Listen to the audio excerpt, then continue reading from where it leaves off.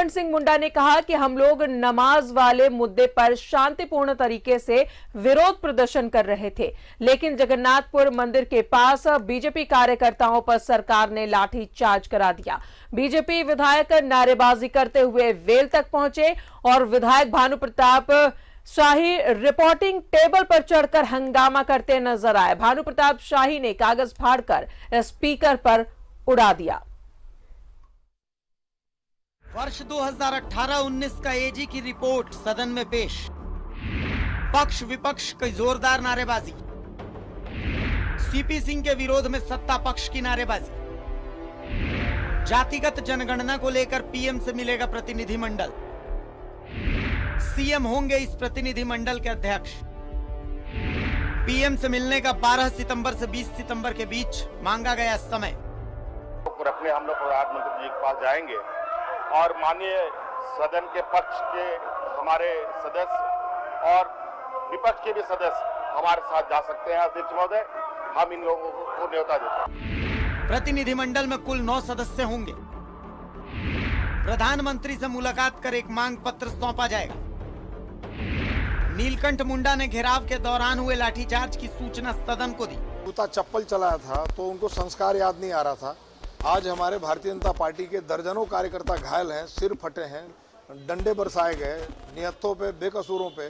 Bharatiya Janata party के एक निहत्था कार्यकर्ता हजारों हजार की संख्या में इस नमाज नीति का विरोध करने आ रहे थे और संवैधानिक तरीका से इसका प्रदर्शन कर रहे थे। आपने क्यों निहत्थों पर लाठी चलाया? मेरा प्रश्न यही है। इसके द्वारा जो आचरण किया जा रहा है, ये आपके माध्यम से सिर्फ झारखंड के नहीं पूरे हिंदुस्तान के सारे लोग देखते हैं और उन्होंने आज काल जो भी किया है, ये लोकतंत्र के शर्मनाक करने के काम किया। वेल में आए बीजेपी विधायक। भानु प्रताप ने कागज फाड़कर स्पीकर के सामने फेंका।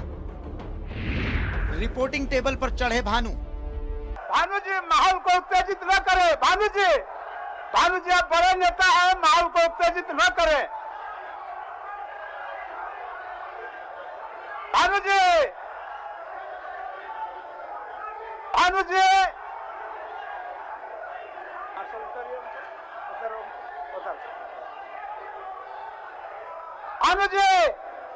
जी माहौल को उत्तेजित न करें। आप लोगों से आग्रह है, आप लोग बैठिए। भानु जी। स्पीकर पर कागज फाड़कर फेंका गया। में आ गया, विषय संज्ञान में आ गया। आने दीजिए, जांच कर किया जाएगा। बस जाइए, कार्य जितना पढ़ना है। प्रदीप जी बोलिए।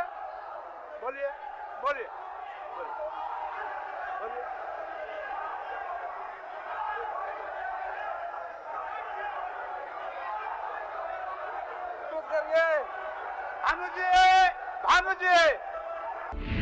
झारखंड राज्य के निजी क्षेत्र में स्थानीय उम्मीदवारों को नियोजन विधेयक पेश। पक्ष विपक्ष में तीखी नोकझोंक। विधेयक सदन से पारित। प्रश्न यह है कि 2 से 20 तक विधेयक का अंग बने। जो इसके पक्ष में है वो हाँ कहे, जो इसके विपक्ष में है वो ना कहे। मैं समझता हूं कि पक्ष में बहुमत है। खंड 2 से खंड 20 तक इस विधेयक का अंग बना। प्रश्न यह है कि खंड 1 इस विधेयक का अंग बने। जो इसके पक्ष में है वो हाँ कहे, जो इसके विपक्ष में है वो ना कहे। मैं समझता हूं पक्ष में बहुमत है। खंड 1 इस विधेयक का अंग बना। झारखंड नगरपालिका संशोधन विधेयक 2021 पेश। विनोद सिंह ने विधेयक को प्रवर समिति में भेजने की मांग की। बीजेपी विधायक बार बार कागज उड़ाते रहे। झारखंड नगरपालिका संशोधन विधेयक 2021 पारित। झारखंड माल एवं सेवा कर संशोधन विधेयक पारित। झारखंड विधानसभा से विपिन उपाध्याय के साथ राकेश कुमार की रिपोर्ट। इस पर और ज्यादा जानकारी लेंगे, हमारे साथ सहयोगी राकेश बने हुए हैं। राकेश, जिस तरीके से आज कई मुद्दे उठे, हंगामा भी हुआ, नमाज कक्ष को लेकर बीजेपी ने धरना प्रदर्शन किया, लाठीचार्ज भी हुई और साथ ही जातीय जनगणना की अगर बात करें तो उसे लेकर अब सीएम अपने प्रतिनिधिमंडल के साथ पीएम से मिलने के लिए वक्त भी मांगा है।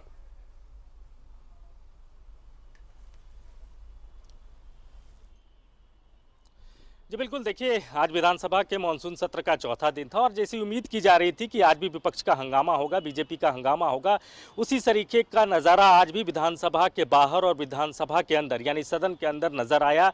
हालांकि जो बीजेपी के विधायक हैं उनके तेवर आज थोड़े शांत नजर आए थे, खासतौर पर अगर आप बात करें विधानसभा के बाहर। दरअसल आज बीजेपी का एक बड़ा प्रोटेस्ट था, एक बड़ा कार्यक्रम भी था विधानसभा घेरने का, तो उसको लेकर बीजेपी के विधायकों में ज़्यादा उत्सुकता थी। वो चाहते थे कि जल्द से जल्द सेशन समाप्त हो और वो उस कार्यक्रम का हिस्सा बने। लिहाजा बहुत एग्रेशन बाहर में नज़र नहीं आया, लेकिन बीजेपी के कुछ विधायक ज़रूर बाहर में अनशन पर बैठे नजर आए। खासतौर पर जो संथाल से जो बीजेपी के विधायक आते हैं उनका अनशन था कि जो बाबा मंदिर है उनको खोल दिया जाए। इसके अलावा जो तमाम धार्मिक स्थल हैं झारखंड में, तमाम जो दूसरे मंदिर हैं उनको भी खोल दिया जाए, क्योंकि 1.5 साल से लगभग हो चुके हैं और मंदिर का पट बंद है। लिहाजा जो पुजारी हैं, जो पंडा समाज है देवघर के, या फिर वहाँ के जो व्यापारी वर्ग हैं जिनका पूरा कहीं ना कहीं जो उनकी जो रोजी रोटी है, उनका जो जीवन यापन है वो उसी मंदिर पर निर्भर करता है, तो ऐसे में सरकार को अब पहल करनी चाहिए। लेकिन सरकार की तरफ से कहा गया कि सुप्रीम कोर्ट का नया वर्डिक्ट आया है, उसमें सुप्रीम कोर्ट ने साफ तौर पर तमाम राज्यों से कहा है कि बहुत जल्दबाजी इस मामले को लेकर न करें, क्योंकि अभी भी खतरा टला नहीं है। तो जो विभाग की जो आपदा प्रबंधन विभाग की इसको लेकर आज बैठक भी हुई थी और बैठक में ये उम्मीद की जा रही थी, तमाम विधायकों की उम्मीद थी, क्योंकि सत्ता पक्ष की तरफ से भी ये इसकी मांग की जा रही है लगातार कि मंदिर का पट खोल दिया जाए।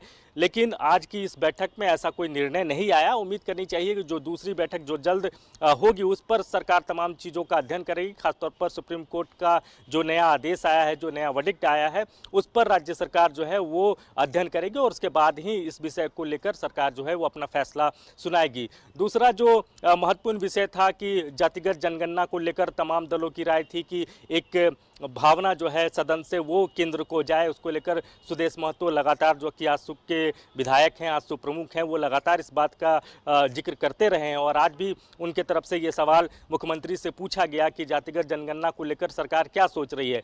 तो ये एक चीज़ें हुई हैं विधानसभा में। हालांकि सरकार की तरफ से ये कहा गया है कि सरकार अपनी भावना से, विधानसभा के भावना से केंद्र को अवगत कराएगी और इसको लेकर समय भी मांगा गया है प्रधानमंत्री से। बहरहाल इन तमाम चीज़ों को अगर हम इधर छोड़ दें तो जो नियोजन नीति है जिस पर लगातार सत्ता पक्ष की भी नज़र है, सत्ता पक्ष भी लगातार इसके अंदर में कुछ खामियों को बताता रहा है। खासतौर पर भाषा को लेकर जिस तरीके से जिसमें हिंदी को अलग रखा गया है, अंगिका को अलग रखा गया है, भोजपुरी को इससे अलग रखा गया है, तो उसको लेकर कांग्रेस के भी कुछ विधायक चाहते हैं कि ये जो भाषा का जो विवाद है इसका जल्द से जल्द निदान होना चाहिए और इस पर सरकार को थोड़ी आगे आना चाहिए। विपक्ष भी इस मुद्दे को लेकर आज जोर शोर से विधानसभा के बाहर प्रदर्शन कर रहा था कि जो राज्य सरकार की वर्तमान नियोजन नीति है जिसमें कई खामियां हैं, कई त्रुटियां हैं, सरकार को इस नियोजन नीति को रद्द कर देना चाहिए। तो ऐसे तमाम मुद्दे पर विपक्ष का जो नज़रिया था और जिस तरीके से विपक्ष लगातार सदन को डिस्टर्ब आप कह सकते हैं, एक तरीके से सदन न चलने देने की जो कोशिश विपक्ष की है, जो बीते कई दिनों से नज़र आ रहा था, उसका एक नज़ारा आज भी देखने को मिला है। हालांकि कई महत्वपूर्ण बिल सरकार के आज जरूर पास हुए हैं और उम्मीद करनी चाहिए कि कल आखिरी दिन है विधानसभा के मानसून सत्र का, तो सरकार के कई बिजनेस जो कि रह चुके हैं वो होगा कल। और ये देखना भी बड़ा दिलचस्प होगा कि आज जिस तरीके से हाउस के बाहर बीजेपी के प्रोटेस्ट के दौरान जो लाठीचार्ज हुई है उसको लेकर बीजेपी का क्या रुख होता है हाउस के अंदर और हाउस के बाहर, वो भी देखना बड़ा दिलचस्प होगा। तो कल भी बेहद निर्णायक दिन आप कह सकते हैं मानसून सत्र के लिहाज से, क्योंकि आखिरी दिन है, कई तरह के बिजनेस होने हैं और दूसरी तरफ जिस तरीके से लाठीचार्ज हुआ है बीजेपी के नेताओं के ऊपर, उनके कार्यकर्ताओं पर ऊपर, तो कहीं ना कहीं बीजेपी में इसको लेकर खासा नाराजगी है।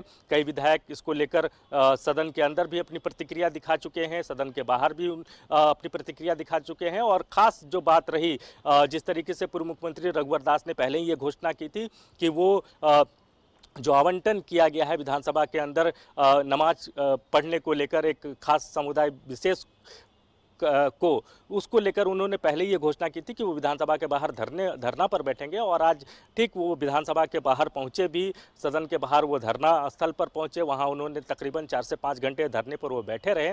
उस दौरान बीजेपी के कई विधायक भी वहां उनके साथ उस धरने में शामिल हुए। तो कल का दिन बड़ा दिलचस्प होगा देखने के लिए कि सरकार विपक्ष के इन हमलों का कैसे जवाब देती हो और जो आज लाठीचार्ज हुआ है उसको लेकर बीजेपी का रिएक्शन सदन के अंदर और सदन के बाहर क्या रहता है। जी आपका राकेश तमाम जानकारियों के लिए। तो आज चौथा दिन था मानसून सत्र का और ये चौथा दिन भी हंगामे की भेंट चढ़ता हुआ नजर आया। अब देखना ये है कि जब कल कार्यवाही शुरू होगी सदन की तो कल बीजेपी का क्या रिएक्शन होगा।